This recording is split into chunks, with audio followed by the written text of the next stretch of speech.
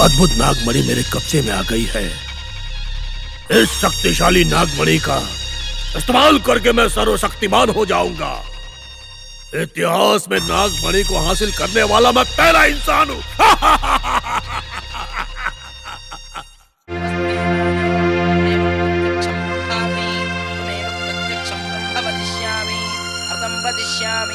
सत्यं वदिष्यामि तन्मामवतु तद्वक्तारमवतु अवतु माम् अवतु वक्तारम्।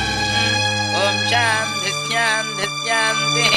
इदं विष्णुर्वचक्रमे द्वेधान्निधदेवतं सुमूढभस्य वागुंशते यजमानस्य पितुः यजमानस्य पितामहं यजमानस्य प्रपितामहेभ्यः स्वर्गलोकमहालोक शाश्वत ब्रह्मलोक नित्यनिवासत्यर्थं हिरण्यसाध्याख्यं जलतर्पणं तुभ्यमहं सम्प्रदते नमः।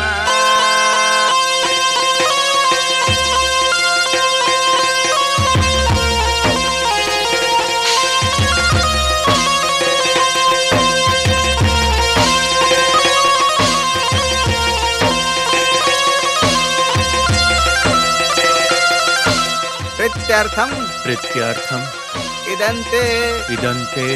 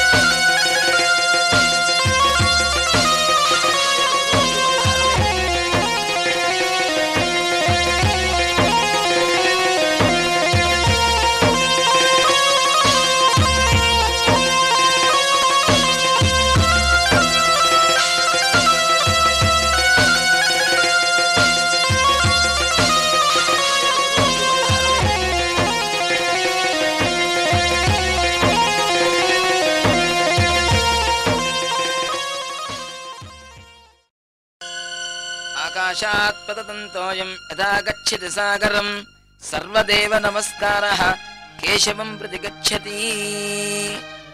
पिण्डत्रयदाभ्यो नमः कर्पूरदिव्यमङ्गलनीराजनं समर्पयामि। बेटा, आपके पिता की आत्मा यहीं कहीं भटक रही है। ये कौवे को खिला दीजिए और उन्हें नमस्कार कीजिए।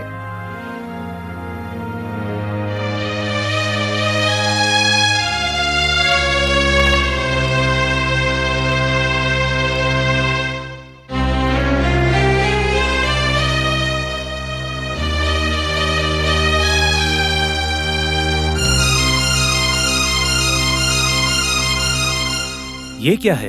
इतने कौवे दिख रहे हैं पर एक भी कौवा आ नहीं रहा है। बेटा, लगता है आपके पिता की आत्मा थोड़ी क्रोध में है। बेटा, उनसे कहिए आप उनकी हर बात मानेंगे, उनकी इच्छा के अनुसार ही रहोगे और कौवे को नमस्कार कीजिए। क्या मेरे नमस्कार करने से कौवे यहाँ आकर भोजन करेंगे? क्या आप भी कैसी बातें कर रहे हो आप? क्या ऐसी बातों पर हमें विश्वास करना चाहिए? पापा की आत्मा भटक रही है, वो कौवे के रूप में प्रकट होनी चाहिए, और ऐसा नहीं हुआ तो उनकी आत्मा भटक रही है, ऐसा कह रहे हैं आप? देखो बेटा, ये तो पितरों का कार्य है। ये करने के बाद ही उनको मोक्ष मिलेगा। उन्हें नर्क में जाने से रोकने के लिए बेटे को ये सब कार्यक्रम करना होता है। आप मेरी बात मानिए, आप खुद देखेंगे और आपको विश्वास भी होगा। इतने कौवे उड़ रहे हैं लेकिन एक कौवा यहाँ नहीं आया। एक बार इस बारे में सोचिए। ठीक है पापा, आपकी जितनी भी ख्वाहिश हैं, उन्हें मैं दिल से पूरा करूंगा। हाँ। आप आकर ये भोजन स्वीकार करो।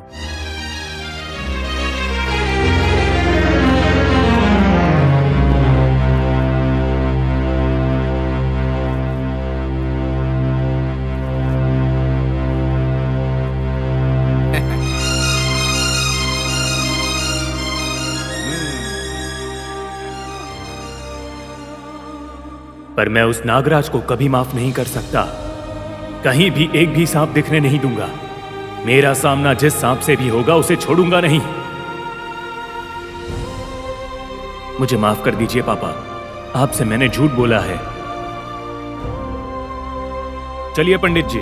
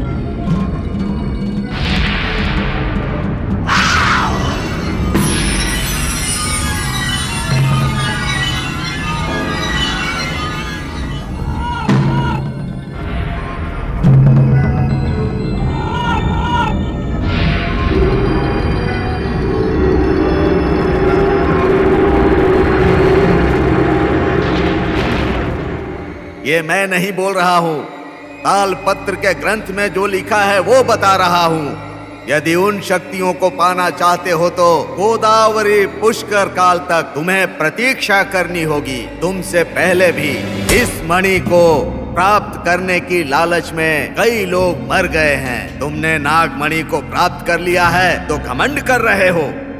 इसकी शक्तियों को पाने के लिए गोदावरी पुष्कर काल तक त्रिवेणी संगम के पास पूर्णिमा की रात्रि को बहुत श्रद्धा के साथ स्नान करना होगा। तब जाकर उस मणि की शक्ति पा सकते हो। तब तक ये मणि केवल अलंकार की वस्तु है। यह शक्तिशाली मणि नहीं होगा। ये सच्चाई जानने के लिए तालपत्र ग्रंथ देख लो। चलिए रामचंद्र जी, अब हम कुछ नहीं कर सकते। उसकी मौत का मुहूर्त खुद ही निकल गया है। तब तक ये मणि केवल अलंकार की वस्तु है। तब तक ये मणि केवल अलंकार की वस्तु है। ये शक्तिशाली मणि नहीं है।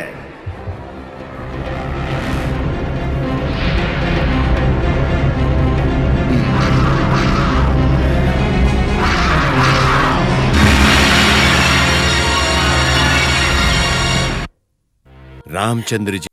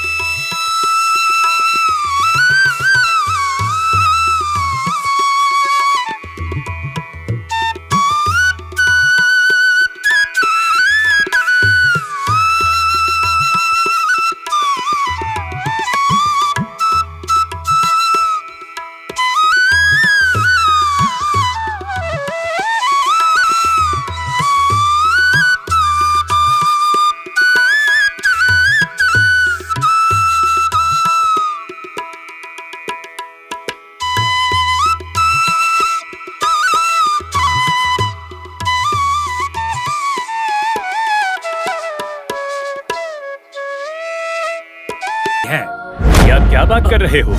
वो एक भगवान है, उनका एक मंदिर है और उसके लिए ये सब बातें? आप मेरा दिमाग मत खराब करो। ये तो देव दोष है बाबू। पता नहीं बेटा, ये कैसा पाप हुआ है। हर नाग पंचमी की तरह इस नाग पंचमी को भी नागराज या नाग भैरव ने किसी को भी दर्शन नहीं दिए, किसी पर भी दया नहीं दिखाई। पता नहीं क्या अपराध हुआ है, ये सोचकर हम सब डर रहे हैं। ये कोई मामूली दोष नहीं है, नाग दोष है बाबू। नाग दोष अच्छा नहीं होता, ये आगे के वंश में भी फैल जाता है। हमारी बात मानो बाबू, एक नाग शांति पूजा करो, इससे सबका भला होगा। नाग दोष से निपटना सबके बस की बात नहीं है, इसलिए हमारे मंदिर में एक पुजारी को रखना ही पड़ेगा। बस कीजिए आप और आपका अंधविश्वास। भगवान हमारा भला करता है या फिर हमें बर्बाद? पंडित जो हमेशा श्रद्धा से पूजा करते हैं, नागराज ने उन्हें क्यों काट दिया, कोई बता सकता है? हमेशा लोगों की सेवा करने वाले मेरे पापा को सांप ने क्यों काट लिया? किसी और के पाप का प्रायश्चित हमें करने की जरूरत नहीं है। और वैसे भी अब हमें नाग दोष की शांति पूजा नहीं चाहिए। सच कहूँ तो अब हमारी आत्मा को थोड़ी सी शांति चाहिए, हमारे मन को थोड़ी सी शांति चाहिए। मेरे पापा के मौत के जिम्मेदार रहने वाले की मूर्तियां इस घर में मैं रहने नहीं दूंगा, और अब इस घर में उसकी पूजा करने की कोई जरूरत नहीं है। असल में उनको घर के देवता मानना सिर्फ हमारा भ्रम है। सच कह रहा हूँ, सांप जहरीले होते हैं, काटना उनके जीवन का भाग है। वो हम पर दया करके हमारी रक्षा करेंगे, यही सोचना हमारी सबसे बड़ी गलती है। गलत है बेटा, ऐसा मत बोलो। नागराज घर के देवता होते हैं, उनका अनादर नहीं करना चाहिए। मुझे और कुछ नहीं सुनना, हमें और मत सताओ। बेटा। आप जाओ प्लीज। सुनो बेटा, ये क्या बहस कर रहे हो? वो लोग बड़े हैं, उनकी बात मानना ही ठीक है। हमारी माँ जी जैसा कोई भी नहीं है। माँ जी आपको भगवान खुश रखे। नाग दोष के लिए शांति पूजा करानी होगी माँ जी। सब कुछ सुन लिया है मैंने भाई साहब, आपकी बातें सच में सही हैं। शांति पूजा करने से अगर सभी का भला होता है तो आप वैसा ही कीजिए। ठीक है माँ जी। बच्चा है, दुख में अगर कुछ बोल दिया तो आप माफ कीजिएगा, क्षमा कीजिएगा।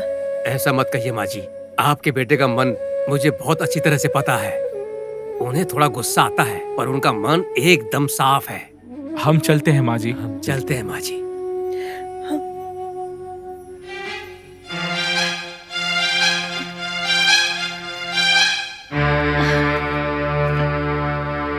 नागरतक स्वामी के पाप के कारण मेरे भक्त की बलि चढ़ी है, इसलिए मेरा क्रोध बढ़ा है। बदला लेने के लिए मैंने बहुत बार उसका पीछा किया है।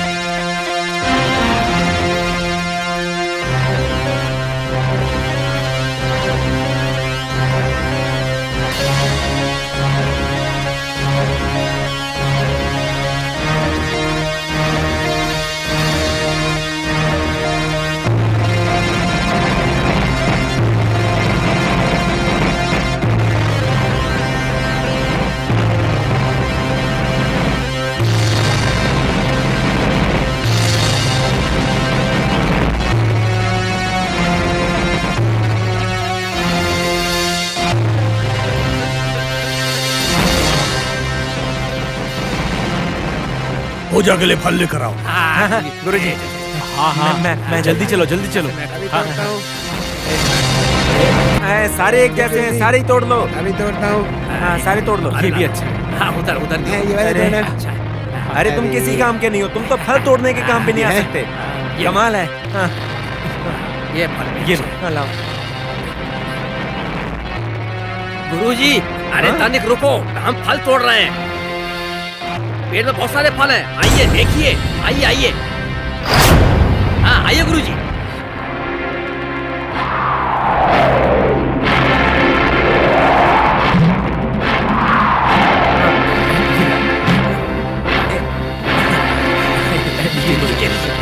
बहुत अच्छी बात है।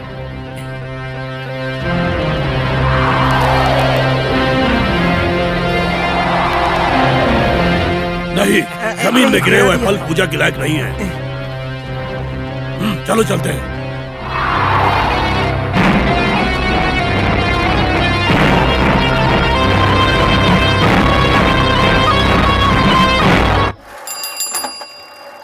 पोस्ट। क्या है? आपका रजिस्टर पोस्ट आया है।